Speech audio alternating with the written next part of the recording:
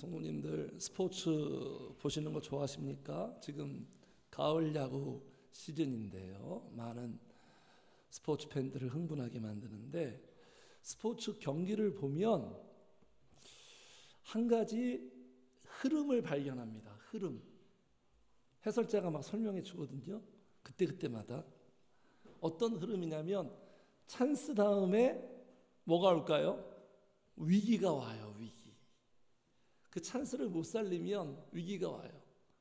위기가 계속 지속되는 것도 아니에요. 위기를 잘 극복하고 막아내면 또 무엇이 오죠? 찬스가 옵니다. 그러니까 이 스포츠는요, 저도 이제 예전에 스포츠 세계에 몸 담았던 사람인데 흐름 싸움이에요. 흐름 싸움. 특히 구기 종목, 네트 스포츠는 더 그렇죠. 배구, 탁구, 테니스 이런 경기들, 네? 기세 싸움이에요. 흐름 싸움, 기세 싸움. 심리적인 부분이 많이 작용을 합니다. 그래서 정신이 육체를 지배한다 그런 말이 있듯이, 그러니까 경기에 참여하는 선수들이 화이팅을 연호하는 거예요. 막 소리 내잖아요. 뭐 화이팅, 화이팅, 막 큰 소리 우렁차게. 그게 다 기세 싸움이거든요. 흐름 싸움이 흐름을 빼앗기지 않기 위해서. 그래서 그것을 발견할 수 있는 거예요. 자, 이와 같이 말씀을 보면, 그리고 우리가 신앙생활을 하다 보면 흐름을 발견하게 됩니다.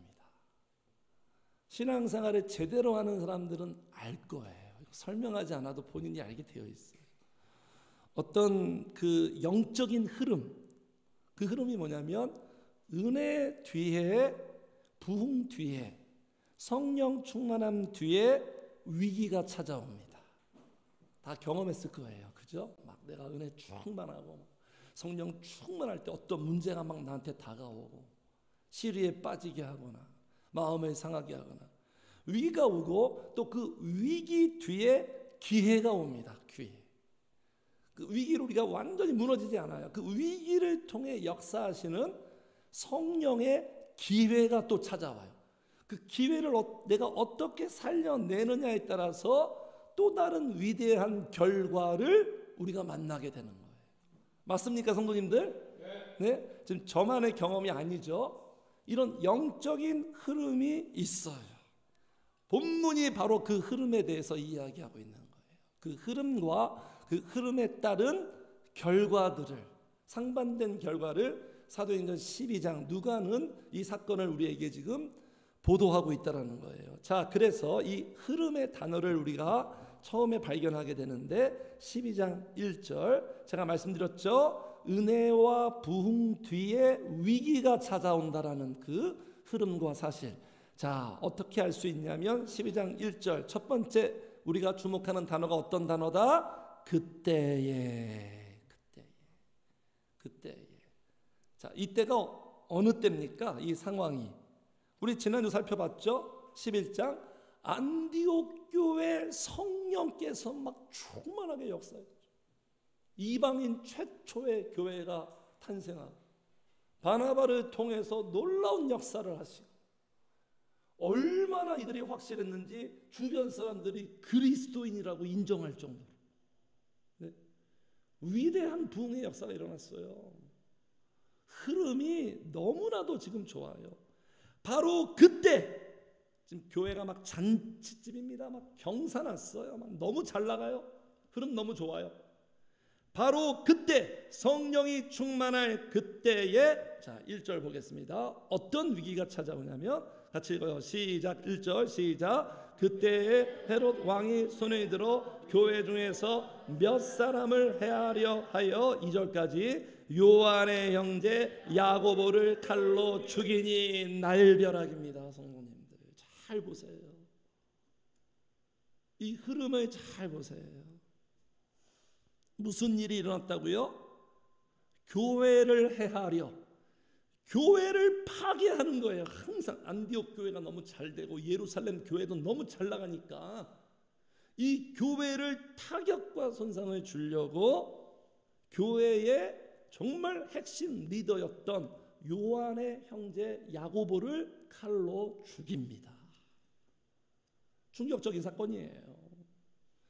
교회 입장에서는 너무 큰 충격이에요. 예상치 못했던 사건입니다. 큰 슬픔이죠. 잔치집 같은 교회에 지금 초상집과 같은 사건이 벌어진 거예요. 네. 그래서 야고보는 역사적으로 12명의 사도 중에서 최초로 순교한 사도예요. 최초로 순교한 그리스도인 누구라고요? 스데반이고요. 스데반. 누가 이런 짓을 벌였습니까, 성도님들? 누가? 실명이 공개되어 있죠. 1절에 누구라고요? 헤롯 왕이에요. 이 헤롯 왕은 누굴까요? 예수님 시대의 그 헤롯 대왕의 손자예요. 손자. 헤롯 아그리파 1세. 이 헤롯 왕이 지금 야고보를 죽여버렸어요. 참수해버렸습니다. 왜 그랬을까요? 헤롯이 느닷없이. 네? 교회랑 무슨 원수진 일 있나요? 헤롯이 지금 야고보를 칼로 죽인 것은 정치적인 목적이에요. 항상 정치인들은 자신의 어떤 정치적인 실이익을 따라서 움직이잖아요. 네?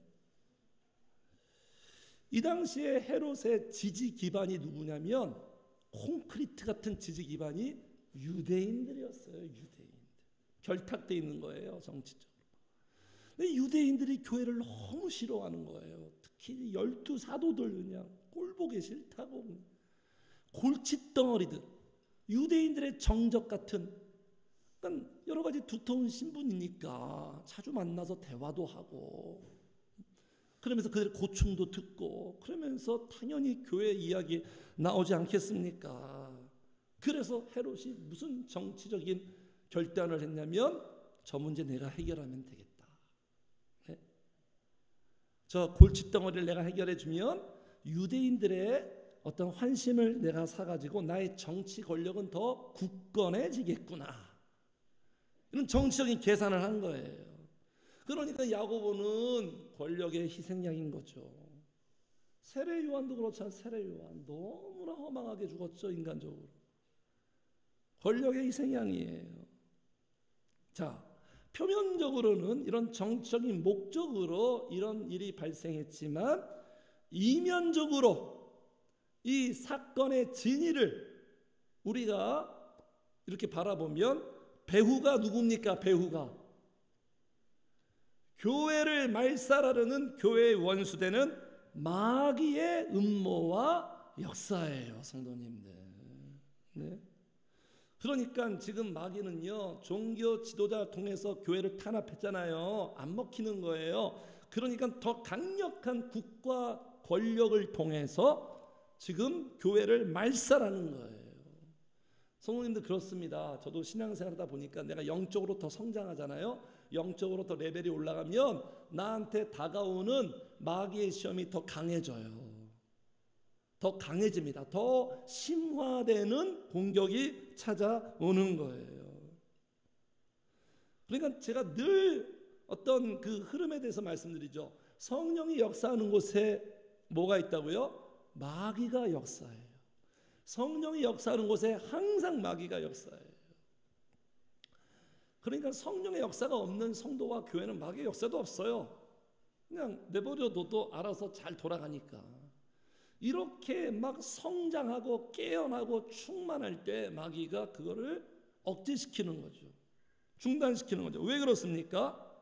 마귀는요, 교회가 성장하고 확장되고 성도들이 성령 충만한 걸 절대로 용납 안 합니다. 절대로 용납 못 해요. 그래서 교회가 성장하는 그 흐름, 그리고 성도가 성장할 때 꼭 제동을 겁니다. 태클을 걸어요. 뭔가 어떤 일이 일어나요. 내 마음을 상하게 하는 일이든지 기도 못하게 하는 일이든지 수단과 방법을 다 동원해가지고 공격해 온다라는 거예요. 네? 왜 그렇게 되냐면 교회가 성장하는 건 자기의 세력과 자기의 영역이 축소되니까, 빼앗기니까. 그거 뭐 이렇게 보고만 있겠습니까, 성도님들? 그럴 수 없는 거죠. 네? 그래서 작전 그 타켓이 누구냐면 항상 지도자예요. 지금 보세요. 몇 사람 중에서 특별히 딱 설정해서 야고보.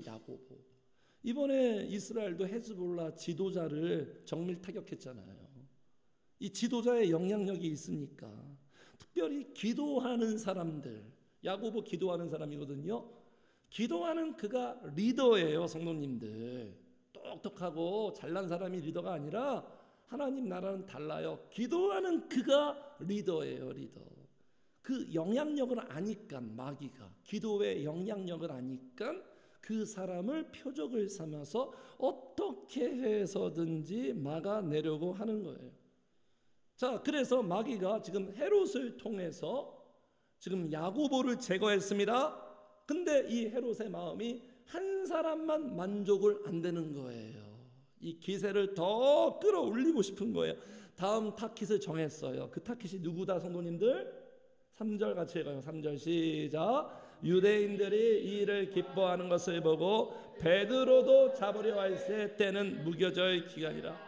야고보를 죽이니까 유대인들이 너무 기뻐하는 거예요. 막 환호하는 거예요. 막 흥분하는 거예요. 찬사를 보내니까 지금 또 정치적으로 맞아 떨어져 가서 막, 야, 이거 찬스다. 그래서 베드로까지 제거해버렸죠. 이런 작전을 짜릅니다. 그래서 디데이를 언제로 설정했냐면, 디데이를 지금 무교절 기간이라. 때는 무교절. 왜냐하면 이 명절에 사람들 많이 오니까, 많이 오니까 유대인들에게 더 강력하게 어떤 가시적으로 효과를 내기 위해서. 그래서 무교절 기간이고, 여기 그래서 잡았습니다. 체포했습니다. 4절. 잡음에 옥에 가두어 군인 내식인 내패에 맡겨 지키고 6월절 후에 백성 앞에 끌어내고자. 6월절 무교절 기간이 끝나고 6월절 후에 처형하려고 이런 계획을 잡은 거예요. 왜냐하면 6월절 기간에는 어떤 재판이나 처형이 다 금지되어 있어요. 법적으로 못합니다. 이렇게 된 거예요. 근데 지금 베드로를 체포했는데 얼마나 철통같이 그냥 삼엄하게 경비를 하는지 여기 보겠습니다. 4절. 이건 되게 특별한 상황이거든요. 군인 내식인 내패에 맡겨 총 16명 4인 1조로 해가지고 그냥 철통같이 지금 경비를 하는 거예요. 왜 이럴까요? 왜 헤롯이? 지난날에 무슨 사건이 있었죠? 사도들을 옥에 가두었는데 옥문이 열려서 사도들이 다 나와버렸잖아요. 그 트라우마가 있는 거예요. 그 사건을 딱 상기해서 2번의 실패는 용납하지 않는다. 그래서 지금 확실하게 철저하게 철통과 같이 그렇게 경비를 하고 있는 거예요. 어느 정도냐면 지금 6절입니다. 6절. 헤롯이 잡아내려고 하는 그 전날 밤에 베드로가 두 군인 틈에서 두 쇠사슬에 매여서, 그러니까 수갑 채우듯이 군인 손목하고 베드로 손목이랑 서로 같이 묶어버렸어요. 이거보다 더 확실한 방법 없잖아요. 수갑을 딱 채우듯이 이렇게 딱 그냥 만반의 준비를 다 한 거죠. 자, 이런 상황 속에서 교회로서는 너무 충격이죠. 너무 아픔이죠. 교회가 어떻게 반응하느냐 우리가 주목해야 됩니다. 교회가 어떻게 반응하죠? 베드로를 살리기 위해서 무슨 구명운동을 한다든지, 베드로의 사면을 위해서 인맥을 동원한다든지, 이런 인간적인 방법을 찾지 않습니다. 왜냐하면 실질적인 도움이 안 돼요. 현실적인 대안이 안 돼요. 해결책이 안 돼요. 교회는 어떻게 반응합니까? 교회는, 자, 5절 같이 읽어요. 시작. 이에 베드로는 옥에 갇혔고 교회는 그를 위하여 간절히 하나님께 기도하더라. 할렐루야. 교회가 어떻게 하고 있다고요? 간절히 하나님께 기도하더라. 여기에 주목하셔야 됩니다. 성도님들, 우리 늘충만 교회 사람들이잖아요. 교회는 간절히 이 문제를 놓고 하나님께 간절히 기도하더라. 성도님들, 이것이 교회예요. 이 모습이 교회입니다. 이게 교회 정체성이에요. 교회는 무슨 집이다? 기도하는 집이에요. 교회는 기도하는 집이에요. 기도해야 모든 게 제대로 돌아가는 집이에요. 그래서 교회에 속하는 사람들은 반드시 기도하는 사람이 돼야, 늘충만 교회는 기도하는 교회다, 늘충만의 모든 성도는 다 기도하는 성도가 되는 것이 하나님의 말씀의 뜻이에요. 네? 그러니까 이렇게 기도하는 교회가 좋은 교회고 강한 교회고 하나 되는 교회예요. 하나 되는 교회. 기도로 하나로 딱 뭉쳐 있잖아요. 교회의 생명력은, 성도의 생명력은 다른 데 있지 않아요. 세상 사람들의 생명력은 경제력이잖아요. 경제력, 지식. 우리 성도들의 생명력은요, 성도님들, 기도에서 나오는 거예요. 기도에서. 그래서 교회는요, 성도들은요, 기도를 최우선으로 두고, 어떤 문제가 터졌어요, 이 방법 저 방법 다 사용하다가 나중에 안 되니까 기도해야겠다, 이렇게 접근하는 게 아니에요. 이건 믿음 없는 사람들이에요. 기도를 최우선으로 두고 가장 중심으로 딱 박아놓고 문제를 풀어가는 거예요. 그래야 그 방법도, 인간적인 방법도 효과가 있는 거예요. 그래서 성도는요, 어떤 문제를 만나든지 무엇으로 대처한다? 기도로 대처한다. 아까 찬양했죠. 밝을 때 노래하고, 어두울 때 기도하고, 위태할 때 도움을 구하고, 무슨 일을 만나든지 기도하는, 기도로 대응하고 기도로 대처할 줄 아는 성도, 그것이 바로 교회고 성도예요. 지금 본문에 이 초대교회 사람들 자세가 딱 나오잖아요. 그냥 기도하는 자세로. 평상시에 기도하니까 위기를 만날 때 이런 기도가 나오는 자세가 나오죠. 평상시에 기도하지 않는 사람은 위기를 만나면 그냥 무너집니다. 그냥 무너져요. 절대로 기도를 못해요. 그래서 평상시에 기도하는 사람이 참으로 귀하고 위대한 거예요. 그 기도가 쌓이고 쌓여서 목돈이 되는 거예요. 목돈. 그래서 돈이 필요할 때 그 돈을 사용할 수 있는 것처럼, 내가 평상시에 기도로 쌓아두면 어떤 위기와 문제를 만났을 때 내가 쌓아둔 기도를 그때 사용하는 거예요. 성령님이. 그래서 기도는요, 성도에게 최선입니다. 최선. 자, 믿습니까, 성도님들? 기도는 최선이고, 그 최선의 기도가 최상을 만들고요, 기도가 히든 카드예요. 기도밖에 할 수 없는 것이 무력한 상황이 아니라 이게 최고의 복이에요. 네. 하나님께, 성령님께 초집중하는 시간. 그래서 성도의 위기관리, 하나님의 말씀은 인생을 사는 매뉴얼입니다. 위기관리 매뉴얼이 바로 기도예요. 그리고 기도는 위기를 기회로 바꾸어내요. 최고의 아빠 찬스. 그래서 야고보서에 이렇게 말하고 있습니다. 같이 읽어요. 시작. 너희 중에 고난당하는 자가 있느냐? 그는 기도할 것이요. 즐거워하는 자가 있느냐? 그는 찬송할. 매뉴얼이에요. 고난의 상황을 만나면 어떻게 대응하라? 기도할 것이에요. 바로 기도로. 근데 사람들이 기도를 안 하죠. 못 하죠. 다른 방법을 찾죠. 다른 방법을. 그러니까 해결이 안 되는 거예요. 성령님 놔두고 인간적인 방법을 찾아요.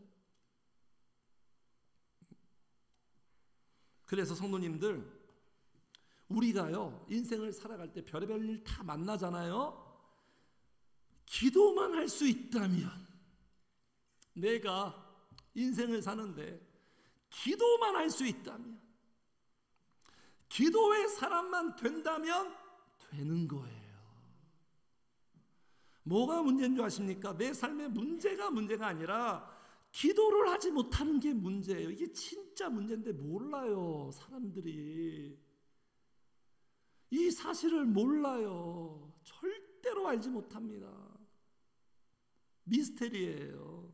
네? 그러니까 제가 늘 말씀드렸죠. 삶의 문제가 많이 있어요. 삶의 문제가 많이 있어도 기도를 하고 있다면, 그가 기도를 하고 있어요. 그러면 그때가 가장 안전한 상태예요. 그때가 안심할 수 있어요. 근데 삶에 아무런 문제가 없어요. 삶에 아무런 문제가 없는데 기도를 안 해요.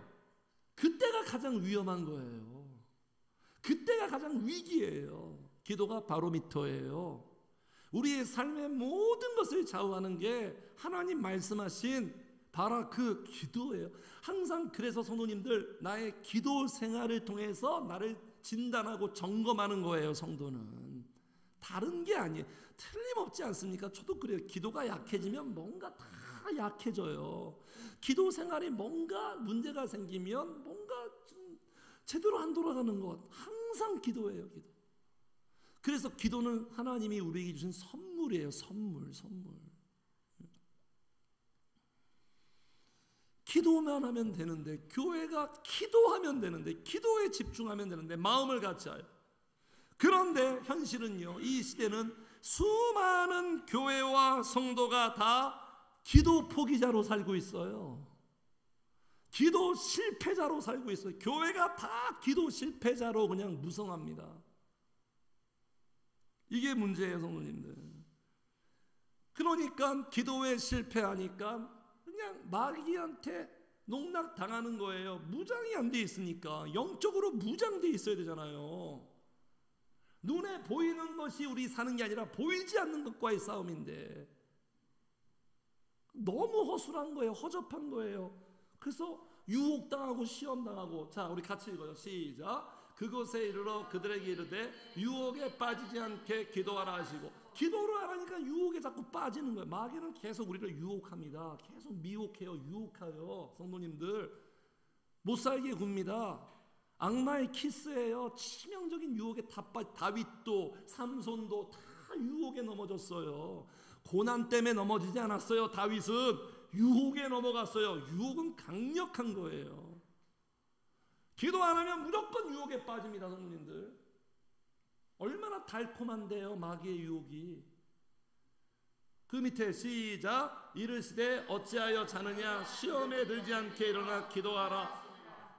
기도 안 하면 무조건 시험 들어요. 이거는 너무 자명한 사실이에요. 우리 주변에서, 우리의 삶 속에서 나 다른 사람에게 다 볼 수 있어요.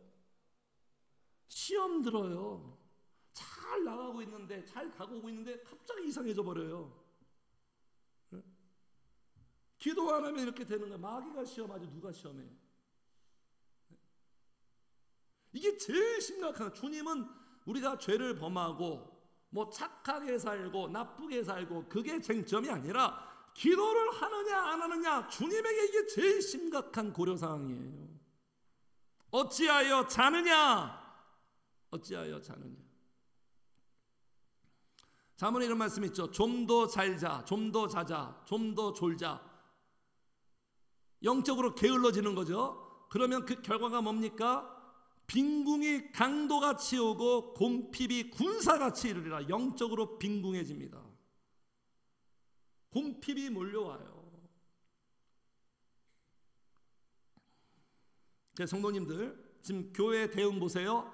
우리도 마귀의 공격에 어떤 그런 공격을 당할 때, 여러 가지 위기가 오고 시련이 오고 문제가 왔을 때 이 초대교회처럼 우리의 위기관리 문제를 무엇으로 대응한다? 기도로 대응하시는. 기도가 우리 성도의 주무기고 최종 병기예요. 강력한 무기예요. 이 무기를 사용하시기를 축복합니다. 기도로 항상 대응하면 돼요. 기도로. 그래서 평상시에 늘 기도하고 위기 시에 더욱더 그 기도가 빛나는 기도의 사람 되시기를 주의로 축복합니다. 자, 기도했어요. 기도 그 이후에 지금 모습을 우리에게 보여줍니다. 성도님들 기도하면 같이 합시다. 기도하면 반드시 스토리가 생깁니다. 반드시 스토리. 어떤 스토리? 응답의 스토리, 구원의 스토리, 기적의 스토리.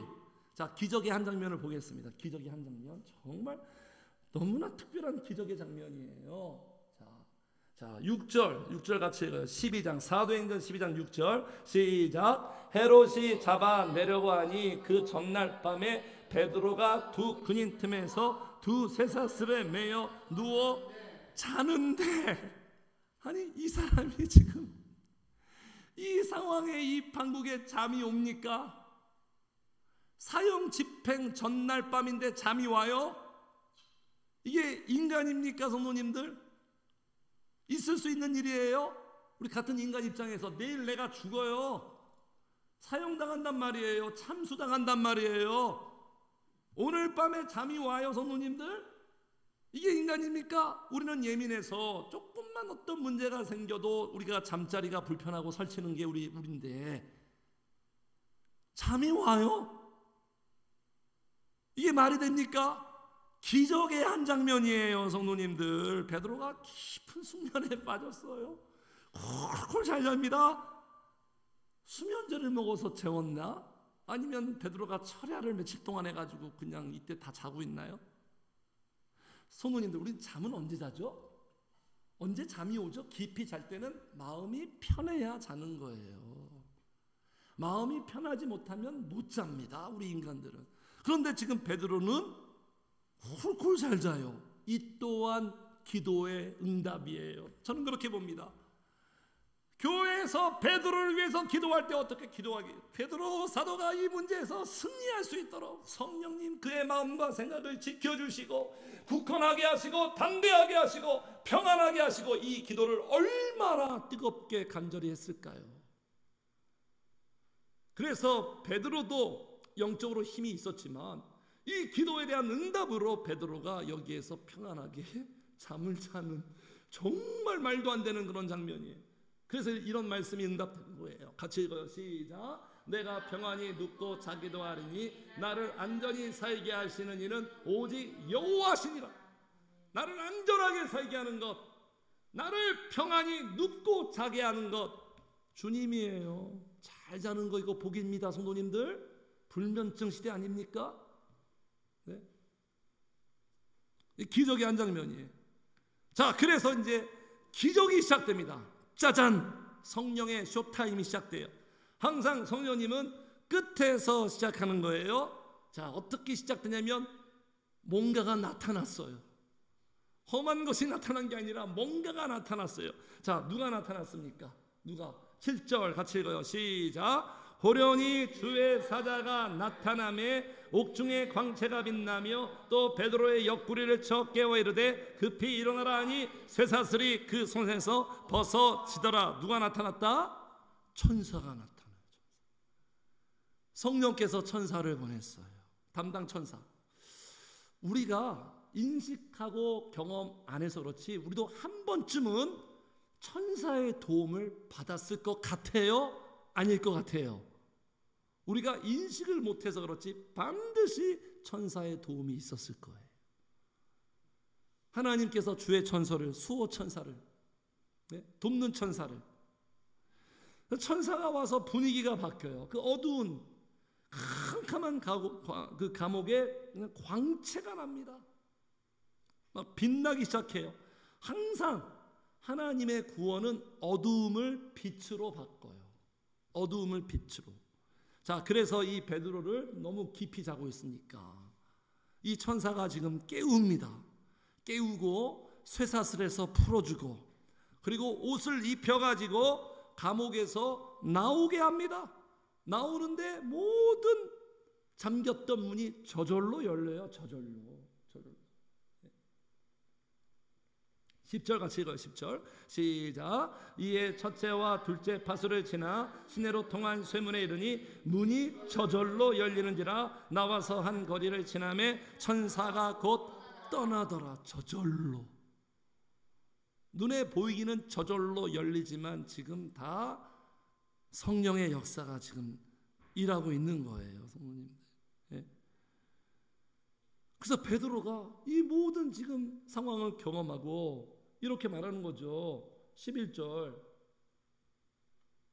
아니 9절이에요. 9절 같이 읽어요. 시작. 베드로가 나와서 따라갈새 천사가 하는 것이 생시인지 알지 못하고 환상을 보는가 하니라. 이게 현실인지 환상인지 몽환적인 느낌이에요. 지금 알 수가 없는 거예요.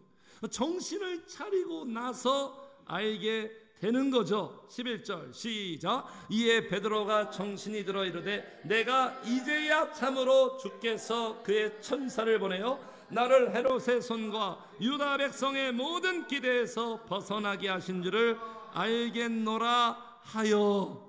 정신을 차리고 나니까 지금 알게 되는 거예요. 네. 참으로 놀라운 경험을 하는 거죠. 베드로가 물 위도 걸었던 사람인데, 또 12절에 깨닫고 마가라는 요한의 어머니 마리의 집에 가니 여러 사람이 거기 모여 지금 계속 기도하고 있는 거예요. 기도. 그러니까 성도님들, 지금 이 모든 이 사건이 기도의 응답이에요.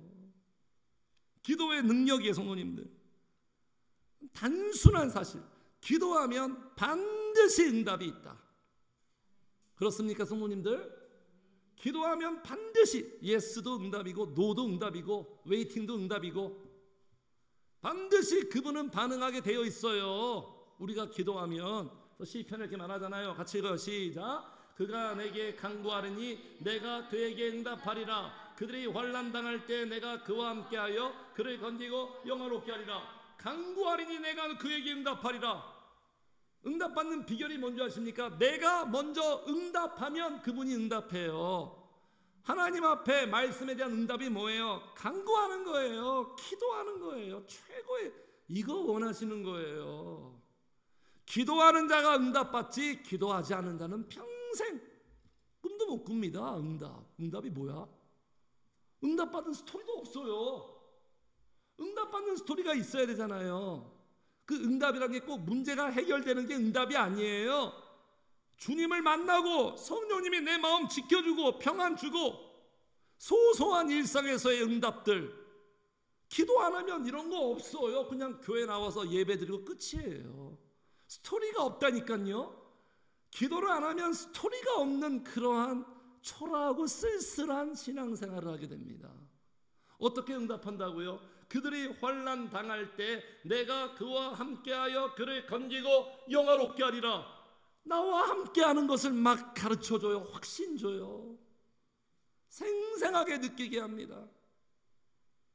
이런 응답을 받는 거예요. 구원의 응답을 주신다는 거죠. 다음 절이에요. 같이 시작. 내가 그를 장수하게 함으로 그를 만족하게 하며 나의 구원을 그에게 보이리라 하시도다. 기도하는 자에게 반드시 구원을 경험하게 해요. 나를 살립니다. 살려요. 나를 살려. 죽게 내버려 두지 않아요. 나를 살려요. 건져요. 빠져있는 나를, 침체에, 낙심에, 절망에, 좌절에 빠져있는 나를 건집니다. 이게 하나님의 구원이잖아요. 기도하는 자에게 구원이 있는 거예요.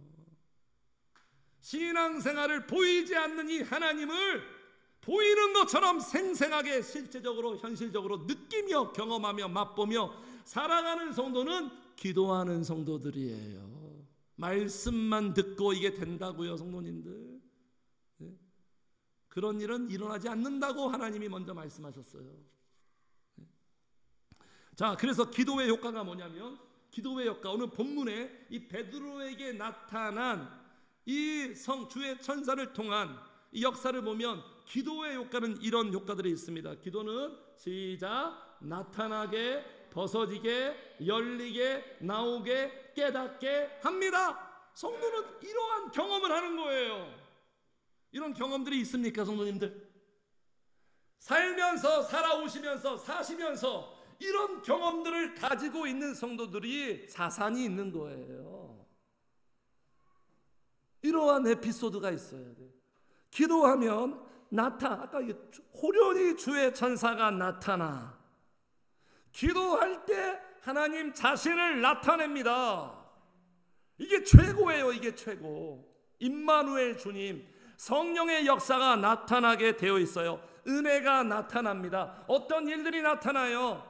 그래서 요한복음에 이런 말씀 있죠. 또 같이 읽어요. 시작. 나의 계명을 지키는 자라야 나를 사랑하는 자니 나를 사랑하는 자는 내 아버지께 사랑을 받을 것이요 나도 그를 사랑하여 그에게 나를 나타내리라. 이게 하나님의 사랑법이에요.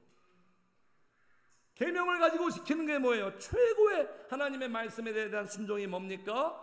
기도하는 거예요. 기도하는 거. 기도하는 게 말씀대로 사는 거예요. 기도할 때 주님이 어떻게 응답하신다? 자기를 나타나게 되어 있어요. 네? 이런 놀라운 경험을 합니다. 나타나게 하고 벗어지게 하죠. 베드로에게 묶여있던 쇠사슬에서 다 벗어지게 해요. 그러니까 매임에서 풀리게 합니다. 마귀가 하는 짓이 뭐죠? 다 우리를 뭔가 매이게 만들죠. 매이게. 상처에, 아픔에, 슬픔에, 세상에, 다 뭔가 매여 있어요. 쾌락에, 죄악에. 여기에서 자유케 해요. 기도할 때 성령님이 다 풀어줍니다. 자유케 돼요. 해방시켜줘요. 그래서 마음이 좋은 거예요. 기도하는 사람들 잘 매이지 않습니다. 우리 완벽하진 않지만 잘 매이지 않아요. 기도 안 하면 자꾸 매여요. 내 감정에, 내 생각에. 그리고 기도할 때 열리게 해요. 저절로 가다 누웠던 그 감옥의 문을 열어주신 것처럼 기도하면 열립니다. 막히지 않아요. 영적으로 열려요. 성령님과 소통하게 돼요. 기도 안 해보세요. 영적으로 막힙니다. 불통의 그러한 상황에 놓이게 되는 거예요. 영적으로 소통이 되죠. 내 앞길도 열립니다. 저도요 2008년부터 본격적으로 기도하기 시작했는데 그 이후부터 지금까지 여러 가지 삶의 난관과 문제가 있었지만 성령님이 다 막히지 않고 오늘날까지 열어주셨어요. 확실한 간증입니다. 앞으로도 그렇게 갈 거예요. 홍해바다도 열어주시고 여리고성 같은 장벽도 주님이 다 열어서 통과하게 하고,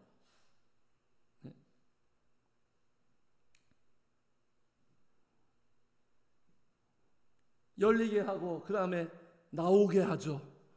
이걸 다르게 표현하면 출애굽의 역사. 거기 있으면 안 되니까, 불행하니까 성령님만이 끄집어내 주십니다. 누가 지금 베드로를 여기에서 나오게 할 수 있을까요? 아무도 안 돼요. 기도밖에 할 게 없어요. 거기에서 지금 나오게 하는 거예요. 네?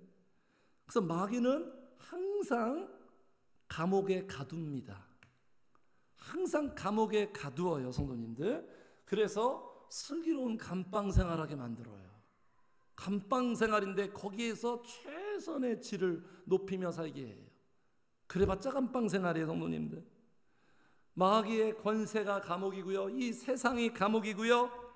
자기 자신이 감옥이에요. 내 생각이 감옥이에요. 내 감정이 거기에 그냥 거기에 갇혀서 살게 해요.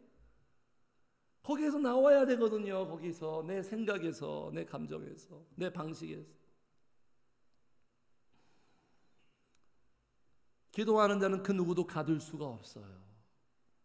성령께서 계속 나오게 합니다. 출애굽의 역사를 빈번하게 경험합니다. 마지막으로 기도하면 어떻게 되죠? 깨닫게 됩니다. 지금 베드로 보세요. 그죠? 아까 여기 12장에 베드로가 고백하죠. 이제야 참으로 주께서 그의 천사를 보내어 나를 헤롯의 손과 유대 백성의 모든 기세에서 벗어나게 하신 줄 알겠노라. 이런 탄성, 이제야 아는 거야. 그러니까 여기에서는 지금 베드로가 경험했지만 많은 성도들이 그냥 이론으로만 알고 있어요. 진짜 우리 살아계신 하나님 성령의 역사를 기도하면 이제야 내가 알았구나. 진짜로 이제야 알았구나. 많은 성도들이 모르고 있는데 본인들이 알고 있는 줄 알고 있어요. 참 아이러니합니다. 그래서 여기 보세요. 12절에 깨닫고 같이 합시다. 기도하면 깨닫게 된다. 점점 지혜로워져요. 자꾸 깨달아야 돼요. 자꾸 내 생각에 여기에 머물러서 거기 갇혀 살면 안 돼요. 자꾸 하나씩 깨달아야 돼요. 아, 그렇구나. 내가 잘못 생각했구나. 이런 거였구나. 자, 그래가지고 베드로가 지금 나와서 기도하는 곳에 갔어요. 기도하는 곳에 딱 가가지고 막 문을 두드립니다. 그래서 여종 로데가 나와서 그 베드로 보고 막 충격받죠. 막 기뻐서 막 여기 14절에 베드로의 음성인 줄 알고 기뻐하여 문을 미처 열지 못하고 달려들어가 말하되 베드로가 대문 밖에 섰습니다. 기도하는 사람한테 이 놀라운 결과를 지금 전해줘요. 그럼 어떻게 반응해야 되죠, 성도님들? 지금 기도하고 있잖아요. 베드로를 막 기도하고 있어요. 지금 주여 우리 베드로를 막 기도하고 있으면 그런 지금 기도하고 있는데 베드로가 지금 집 앞에 왔다라는 거예요. 주님이 원하시는 그림은 뭘까요? 주님이 원하시는 그림? 아멘 할렐루야. 감사 찬양 영광. 역시 우리의 기도를 들으시는 우리 하나님 최고입니다. 놀라운 일을 행하시는 우리 하나님, 전능하신 우리 하나님, 이렇게 찬양하는 것이 주님이 원하시고 믿음으로 기도하는 자들의 합당한 모습이 아닐까요? 이건 너무 이상적이죠, 성도님들. 그러나 현실은 성도님들, 현실 9절 15절 같이 읽어요. 시작. 그들이 말하되 내가 미쳤다 하나 여자애는 힘써하되 참말이라 하니 그들이 말하되 그러면 그의 천사라 하더라. 이것이 현실이에요, 성도님들. 이게 현실이에요. 우리의 현실. 네? 지금 이 로데는 막 기뻐가지고 막 베드로 선생님이 왔어요. 그랬더니 기도하는 사람들이에요. 일반 성도들이 아니라 기도하는 사람들이 어떻게 말합니까? 네가 미쳤다. 성도님들, 이 장면을 우리가 잘 주목해야 돼요.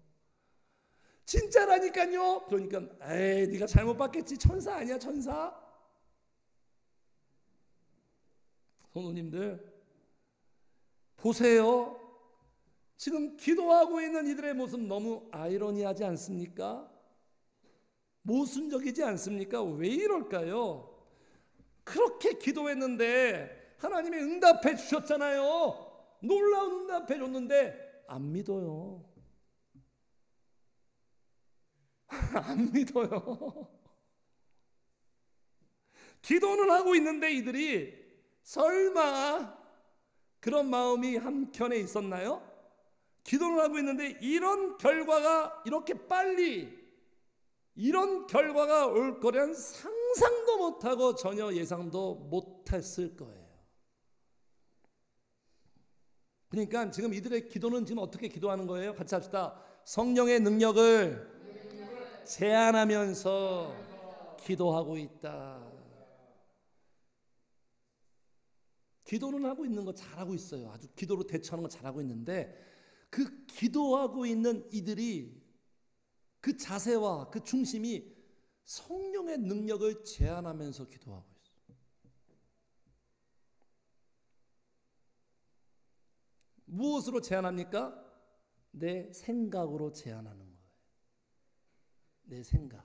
이런 일은 일어날 수가 없어. 비상식, 비일반적인, 비현실이라는 우리의 고정관념.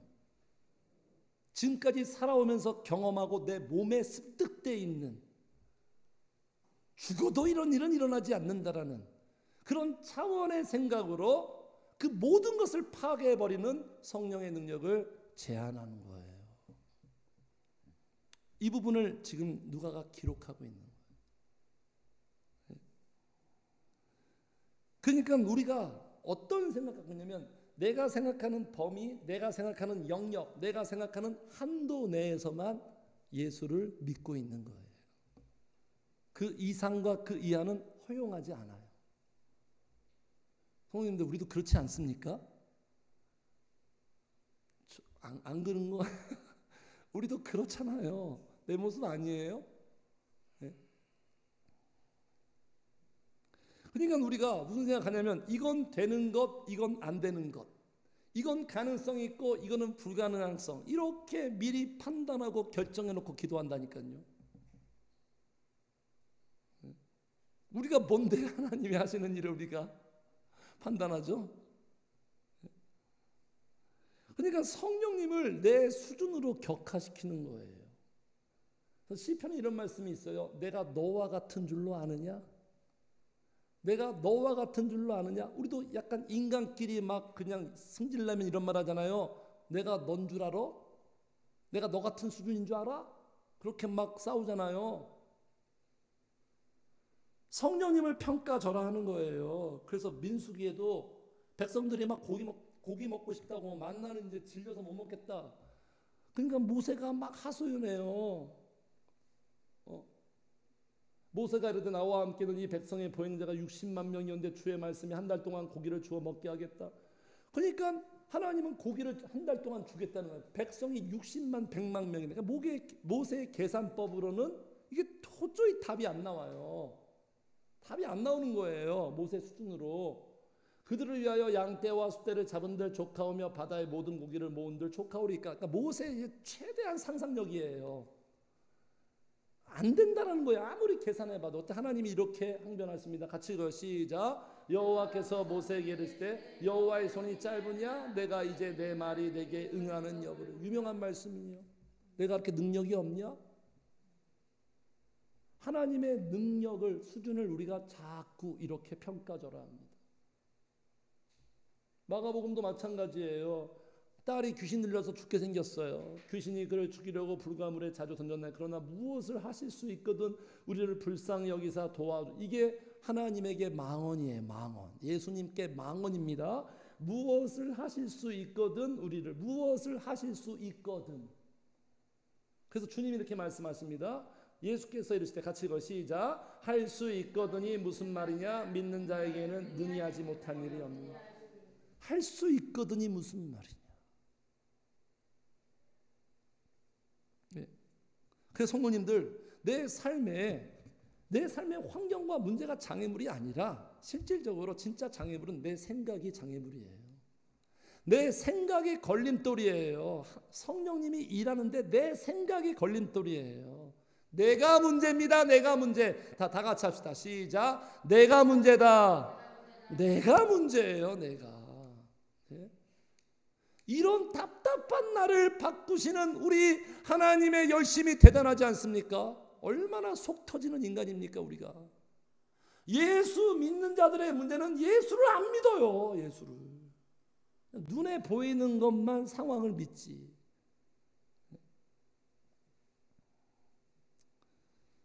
결국 이들이 왜 이런 반응을 보냐? 믿음이 온전치 않은 거예요. 어려울 때 그 믿음의 진정성을 우리가 아는데 완전치 않는 거예요. 믿을 수 있는 것만 믿고 믿을 수 없는 것은 안 믿어요. 걸러내잖아요. 그래서 하나님께서 어떤 기도를 원하시고 응답하시느냐 이런 기도예요. 같이 읽어요. 시작. 믿음의 기도는 병든 자를 구원하리니 주께서 그를 일으키시리라. 혹시 죄를 범하였으라도 사하심. 어떤 기도? 믿음의 기도예요. 믿음의 기도. 우리 지금 기도 생활하고 있잖아요. 믿음의 기도가 돼야 되는 거예요. 성령님 제한하지 않고. 그리고 그러므로 너희 죄를 서로 고백하며 병이 낫기를 위하여 서로 기도하라. 시작. 의인의 간구는 역사하는 힘이 큰. 누가 더 많이 역사하냐? 의인의 간구, 믿음의 기도예요. 성령의 능력 제한하지 않고 그냥 어린아이처럼 순수하게 어떤 상황이든 기대하는 거죠. 기대하는 거예요. 하나님은 하실 수 있다. 내가 원하는 걸 기대하는 게 아니에요. 내가 작정해 놓고 이거 해주세요가 아니라 하나님은 어떤 복된 결론도 내리시는데 하나님이 하시는 일을 기대하는 거예요. 절망 속에서 기대하는 거예요. 그러니까 어렵죠. 절망 속에서 어떻게 기대합니까? 절망 속에서는 절망하는 게 당연한 건데 절망 속에서 기대하는 이러한 믿음을 성령님이 주시는 거예요. 누구에게? 기도하는 자에게. 예배만 드리는 자에게는 이런 게 없어요. 이런 믿음 없어요. 기도하는 자에게 이런 믿음을 주시는 거예요. 성령께서. 네. 그래서 여호수아가 하나님을 하나님으로 인정하면서 어떤 기도를 했죠? 여호수아가? 기도의 사람 여호수아가 어떤 기도했죠? 태양아 멈춰라. 성도님들 우리 이런 기도할 수 있어요. 자, 교회 나가서 있다가 중천에 떠 있는 태양 보고 태양아 멈춰라 이렇게 기도하는 사이코 또라이가 어디 있습니까? 근데 여호수아는 그렇게 기도했어요. 태양이 멈췄잖아요. 인류 역사상 나사에서 분석했는데 인류 역사상 딱 하루만 여러 가지 자연의 흐름이 바뀌었다. 그때가 그날이에요. 이게 하나님을 인정하는 거예요. 여호수아는 걔는 왜 그렇게 했을까요? 똑같은 인간인데. 그래서 베드로를 보고 베드로가 와서 16절 이제 말씀을 거의 마치겠습니다. 16절 시작. 베드로가 문 두드기를 그치지 아니하니 그들이 문을 열어 베드로를 보고 눈앞에 나타난 베드로를 보고 현장에서 확인하고요. 충격을 받죠. 경이로움에 사로잡히죠. 지난주 말씀드렸죠. 예수 믿는 인생들은 경이롭다고. 같이 합시다. 기도하면 놀랄 일들이 생긴다. 상상할 수 없고 예상할 수 없는. 현재를 바라보며 낙심하지 마세요. 환경을 보고 우리가 결론 내리지 마세요. 우리는 안 돼. 우리는 안 될 거야. 이건 하나님을 무시하는 망언입니다. 끝까지 끊임없이 기대하는 믿음으로. 네? 그래서 성도님들, 어떻게 보면 이들의 기도가 불완전한 기도고 조금 연약한 기도라서 좀 기도에 좀 실패잖아요. 기도에 만점을 줄 수 없잖아요. 그런데 이 경험을 통해서 이들이 한 단계 도약합니다. 하나님은 항상 그래요. 실패는 성공의 어머니란 말이 있듯이 우리의 연약함과 실수를 통해서도 합력하여 선을 이루어서 우리를 도약시켜 업그레이드 돼요. 이 경험이 플러스가 됩니다. 자산이 됩니다. 다음부터 어떻게 기도했을까요? 이 사람들이 이런 경험을 한 이들이 다음부터 어떻게 기도를 했을까요? 완전히 차원이 달라졌을 거예요. 패러다임이 바뀝니다. 사고가 바뀝니다. 어떤 상황이든 기대하면서 기도했을 거예요. 그래서 우리 하나님은 기도하는 자들에게 기도의 수준을 성장시킵니다. 기도도 성장합니다. 기도의 수준이 성장해야 돼요. 맨날 그 수준에 있으면 안 돼요. 기도하면 시간이 지나면 기도의 수준이 성장해요. 달라집니다. 이렇게 하시는 거예요. 그래서 그 기도의 성장만큼 우리를 살게 하는 거예요. 자, 결말이에요.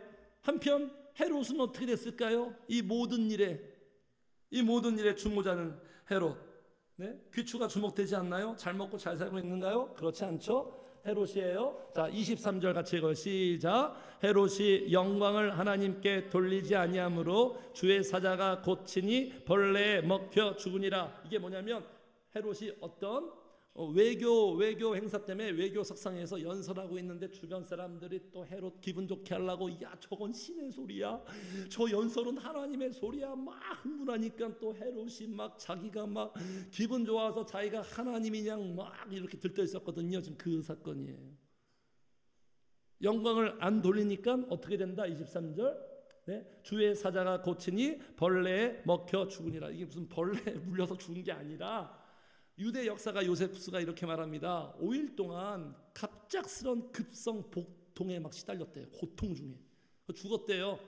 그래서 그 몸속에 어떤 회충이 막 커져가지고 그게 뭐 폐색증으로 연결됐다. 그래서 몸이 썩어서 벌레가 이렇게 먹었다. 그렇게 지금 해석하고 있는 거예요. 네. 그냥 결국은 그러니까 성도님들, 누가 심판한 거예요?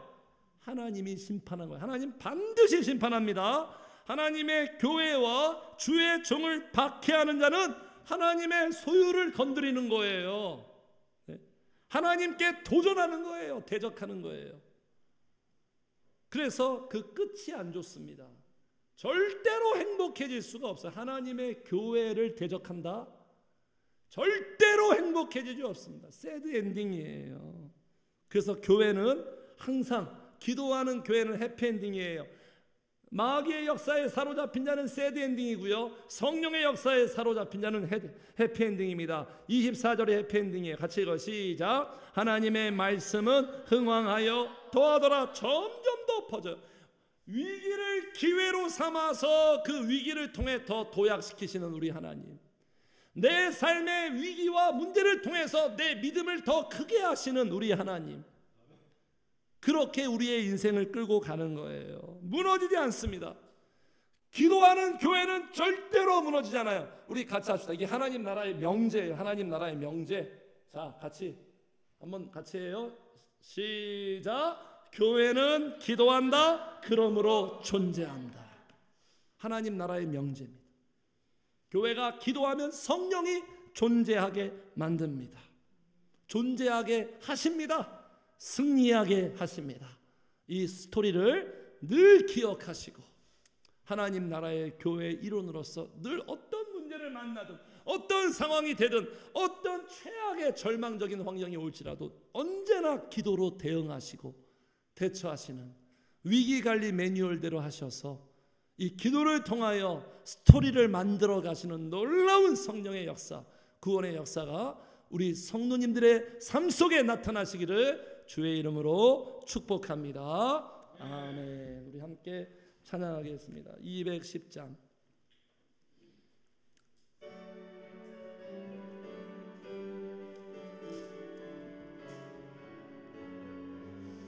시온성과 같은 교회, 시온성